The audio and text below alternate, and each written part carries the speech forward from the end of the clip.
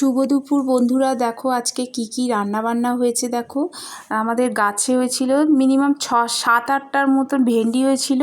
ওই ভেন্ডিটাকেই পেঁয়াজ দিয়ে করেছিলাম। আর এইদিকে হচ্ছে এই শাকটাও আমাদের গাছেই হয়েছে, কলমি শাক। আমি বীজ এনে লাগিয়েছিলাম। আমার অতটা ভালো লাগে না, বেশ একটু শক্ত শক্ত লাগে, কিন্তু তাও ভালোই লাগছিল। পেঁয়াজ রসুন দিয়ে করেছিলাম। আর ভেন্ডিটা করেছিলাম পেঁয়াজ দিয়ে ভাজা করেছিলাম, যেহেতু গাছের ভেন্ডি ছিল, অনেকটাই কচি ছিল। আর একটু বড় হয়ে গেল, তাও মনে হয় যেন বুড়ো হয়ে গেছে, কিন্তু কচিই থাকে।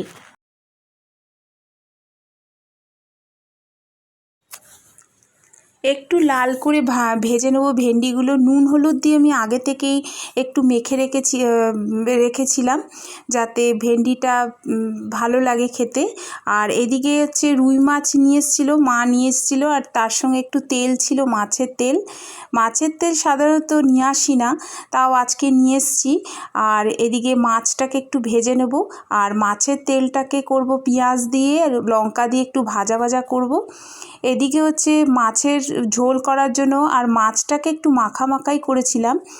একটু পেঁয়াজ দিয়েছিলাম, আর একটু টমেটো বাটা দিয়েছিলাম, আর কাঁচা লঙ্কা ছিল, দিয়ে করেছিলাম, আর একটু জিরে গুঁড়ো দিয়েছিলাম।